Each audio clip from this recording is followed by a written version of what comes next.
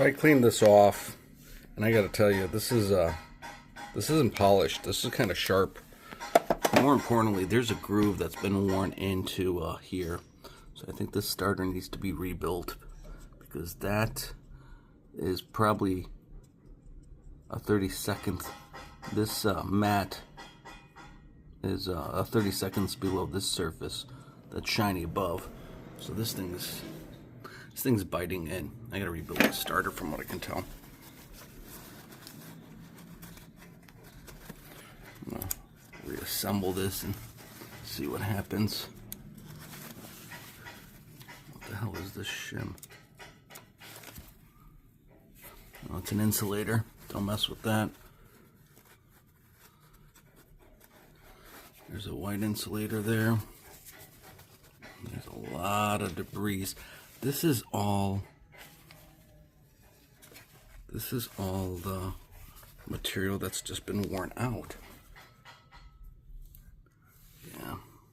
See all of this dust, the copper dust? That's what used to be in that contact. It's all over the place. Shit. Not good. And this thing slid out. I'm wondering if this thing's not supposed to be attached. This thing looked like it snapped off. It's not sharp. Shit. I don't know.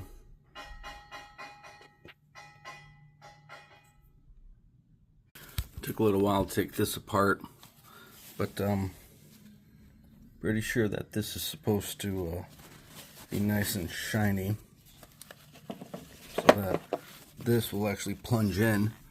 But these contacts look really messed up. So I'm gonna try to blow this out, compressed air, and this finishes the starter circuit. That's an electromagnet. It gets sucked in. We're not doing that. I think it's because of the corrosion. Fucking hate this cover. I'm gonna try to get a starter relay switch, bypass switch, to replace this cover, which allows you to just push a button and just bypass the whole starter circuit. But I don't think that's the problem, because I'm actually getting a voltage here. It's equivalent to the battery voltage, and then this green wire is actually the starter input. So let's see what happens when I try to clean this shit up.